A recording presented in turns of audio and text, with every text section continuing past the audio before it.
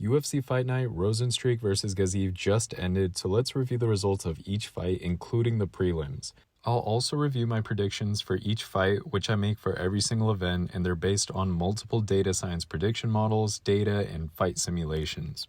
Please like and subscribe if you find this interesting, informative, or entertaining, as it'll help keep me motivated in continuing to create content for you all. Plus, you get all picks and analysis right here. Let's jump right in. So we ended the event 8 for 11 fights at a 73% accuracy. For the previous 10 events, we're averaging 66%. All-time, we're averaging 68%. All-time pay-per-views, we're averaging 70%. And all-time fight nights, we're averaging 67%. In the first fight, we had Abdul-Kareem Al-Selwady versus Loik Radzhabov. Abdul-Kareem Al-Selwady faced Loik in a lightweight showdown, which was originally slated for Saudi Arabia but relocated to UFC Apex. Al-Selwady, making his UFC debut, squared off against Radzhabov, who was seeking his second UFC victory. The first round saw Al-Selwady displaying movement and landing kicks, but Radzhabov's striking dominance earned him the round. Round 2 witnessed Al-Selwady's comeback with calculated strikes and a takedown, ultimately controlling the round. In the final round, Radzhabov's aggression paid off with a decisive knockout, ending the fight at 49 seconds of the third round. Radzhabov secured the victory via punches, making a strong statement in this fight night event. I calculated a 57% probability for Al-Selwady to win, and he showed promise in the fight in round 2. However, in round 3, he wasn't able to avoid the aggressive striking of Radzhabov. In the second fight, we had Ludovit Klein versus AJ Cunningham. Ludovit Klein faced AJ Cunningham in a lightweight fight after Joel Alvarez withdrew due to visa issues. Cunningham, making his UFC debut, showed resilience despite Klein's early dominance. Klein opened aggressively with a head kick, securing top position after a right hand landed. Throughout the round, Klein showcased diverse striking, mixing body kicks, punches, and head kicks effectively. Cunningham fought back valiantly, but Klein's accuracy and relentless attack overwhelmed him. In the final moments of the round, Klein landed a devastating front kick to the body, followed by punches, leading to Cunningham's collapse and prompting the ref to stop the fight at 4 minutes 36 seconds of the first round. With this victory, Klein extends his impressive streak and solidifies his status as a rising talent in the division. I had calculated an 82% probability for Klein to win, and he did not disappoint. In the next fight, we had Christian Leroy Duncan versus Claudio Ribeiro. In a middleweight showdown, Christian Leroy Duncan faced Claudio Ribeiro, with Duncan boasting an impressive knockout record. The fight commenced with both fighters exchanging heavy leg kicks and strikes, with Duncan displaying diverse striking techniques. Duncan maintained control throughout the round, landing significant strikes and evading Ribeiro's counterattacks. Despite Ribeiro's attempts to rally with aggressive punches, Duncan's composure and effective defense kept him ahead. In the second round, Duncan's dominance intensified as he executed a powerful takedown, swiftly transitioning into mount position. From there, Duncan unleashed a relentless barrage of punches and elbows, overwhelming Ribeiro until the referee halted the fight at 1 minute, 57 seconds of the second round. With this victory, Duncan extends his streak of finishes and asserts himself as a formidable contender in the middleweight division. I had calculated a 64% probability for Duncan to win, and he did not disappoint either. In the next fight, we had Aiemann Zahabi versus Javid Basharat. In this bantamweight clash, Aiemann Zahabi faced Javid Basharat, with Zahabi entering this fight on a 3-win streak, while Basharat maintained an unbeaten record. The first round unfolded with both fighters exchanging strikes, with Basharat showcasing a diverse kicking game and Zahabi attempting to close the distance. Despite some exchanges, Basharat's reach advantage kept Zahabi at bay, earning him the round. In the second round, Zahabi started finding success with his punches, landing significant shots and even attempting a guillotine choke. The momentum shifted as Zahabi showcased his power, landing heavy strikes and even wobbling Basharat. Zahabi continued his onslaught in the third round, connecting with powerful punches and kicks, while Basharat remained elusive and countered effectively. Despite a competitive exchange, Zahabi's striking accuracy and aggression earned him the round and a unanimous decision victory, with the judges scoring the fight 29-28 in his favor. This win extends Zahabi's winning streak and adds another impressive victory to his record. I had calculated a 75% probability for Basharat to win, but unfortunately Zahabi's striking was too much for Basharat to handle.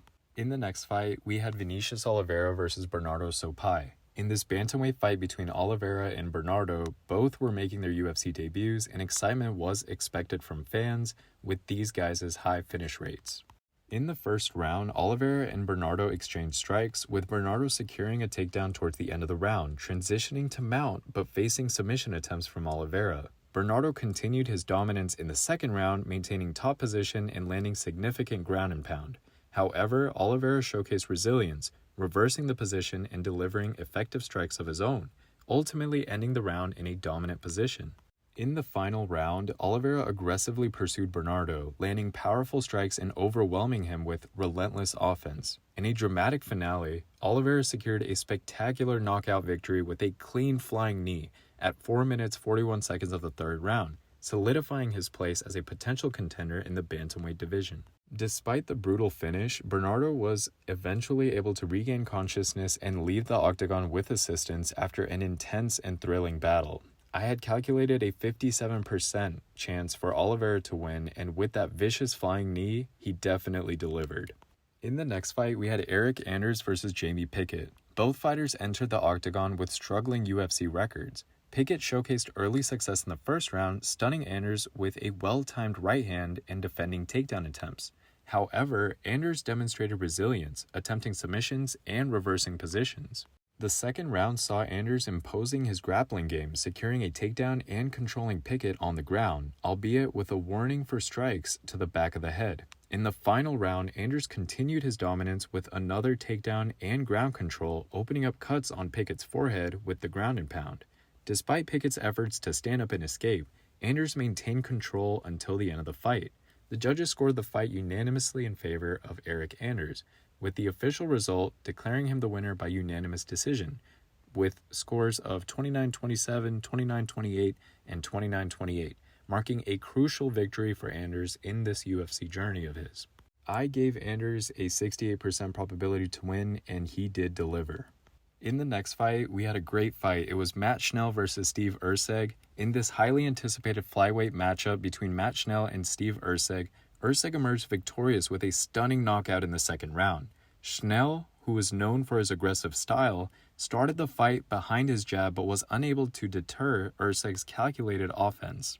Despite landing some punches, Schnell found himself on the receiving end of Erceg's strikes, which opened a cut on his eyebrow.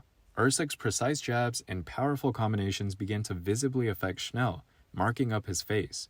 In the second round, Erceg unleashed a devastating left hand, followed by a right hand that sent Schnell crashing to the canvas, prompting the referee to immediately stop the fight. This victory marked Erceg's second knockout in his professional career, solidifying his status as a rising star in the flyweight division. I had calculated a 68% probability for Erceg to win, and with that walk-off knockout, he did not disappoint. I can't wait to see his next fight. In the next fight, we had a bantamweight fight that everybody had their eyes on. It was Umar Nurmagomedov versus Bekzat Almakhan. In this bantamweight fight, Nurmagomedov absolutely dominated the fight, showcasing his grappling skills and his ground and pound ability. Despite Almakhan's aggressive start with a good head kick and a right hand which shook Nurmagomedov, Nurmagomedov quickly took control with takedowns and ground control. Throughout the 3 rounds, Nurmagomedov utilized his superior grappling to maintain dominant positions, delivering punishing strikes from mount and back control. Despite Almakhan's resilience, he struggled to mount any significant offense against Nurmagomedov's relentless pressure. The judges scored the fight unanimously in favor of Nurmagomedov, with the scores being 30-25, 30-26, and another 30-26. Honestly, respect to Almakhan for even taking this fight. I had calculated a dominant 84% probability for Nurmagomedov to win, and his performance directly reflected this confident probability. In the next fight, we had Alex Perez versus Muhammad Mokaev. Both fighters showcased their skills in a closely contested match. Mokaev, with an undefeated record, aimed to secure a significant victory to propel himself towards a title shot, while Perez was looking for redemption after recent losses. The first round saw Mokaev displaying his striking ability, landing significant strikes and controlling the pace of the fight. However, Perez showed resilience, countering with powerful shots of his own. The second round saw Perez gaining momentum, landing effective strikes and defending against Mokaev's takedown attempts. Despite Mokaev's efforts, Perez managed to impose his will and secured dominant positions. The third round featured back-and-forth exchanges, with both fighters landing significant strikes and attempting takedowns. Ultimately, Mokaev's constant pressure and well-rounded performance earned him the unanimous decision victory, with judges scoring the fight 29-28 in his favor. I had calculated a 61% for Mokaev to win, and he came through. In the next fight, we had our co-main event with Vitor Petrino versus Tyson Pedro. Petrino, undefeated with 8 stoppages, aimed to extend his streak against Pedro, who boasts all 10 of his wins inside the distance. The first round saw both fighters exchanging powerful strikes, with Petrino landing effective jabs that reddened Pedro's nose. Despite Pedro's leg kicks and attempts to counter, Petrino maintained control with his jab and leg kicks. In the second round, Pedro found success with leg kicks and a takedown attempt, while Petrino continued to press forward with his striking. However, the action remained pretty slow, which led to a warning from the ref. The third round saw Petrino stepping up his aggression, landing heavy punches and securing takedowns, although he struggled to capitalize on dominant positions. Ultimately, Petrino's control throughout the fight earned him a unanimous decision victory, with judges scoring the fight 30-27, 30-27, and 29-28 in his favor. I had calculated a 67% for Petrino to win, and he did not disappoint. Tyson Pedro also retired after this fight ended, so respect to him for a wonderful career and putting on a show for fans. In the next fight, we had our main event with Jairzinho Rozenstruik versus Shamil Gaziev. Rozenstruik, a former kickboxer, aimed to halt Gaziev's undefeated streak. The first round saw Rozenstruik landing crisp strikes, while Gaziev attempted takedowns with very little setup, resulting in a bloody nose for Gaziev. In the second round, Rozenstruik continued his striking dominance, while Gaziev struggled to mount effective offense. By the third round, Rozenstruik's jabbing and powerful punches had visibly worn Gaziev down. In the fourth round, Rozenstruik's onslaught of strikes left Gaziev unable to continue, allegedly, with Gaziev indicating to his corner that he could not see, leading to a retirement at the end of the round. Rozenstruik secured a crucial win here, handing Gaziev his first loss and improving his own record. In his post-fight interview, Rozenstruik welcomed any future challenges and hinted at a potential matchup with Derek Lewis. I had calculated a 58% for Gaziev to win, but with Rozenstruik's takedown defense and Gaziev's disappointing stand-up striking, he unfortunately wasn't able to get that victory. And that was it. We managed to get 8 out of 11 fights correct in this event, and overall, it was a good card with rising talent. As I wrap up my recap of UFC Fight Night Rozenstruik vs. Gaziev, I hope you found this breakdown of each fight informative and engaging. Don't forget to hit that like button and subscribe for more content like this in the future. Your support keeps me motivated to continue bringing you the latest updates and analysis from the world of MMA. Until next time, stay tuned for more action-packed reviews and analysis. Thank you guys for watching, and see you guys in the next video.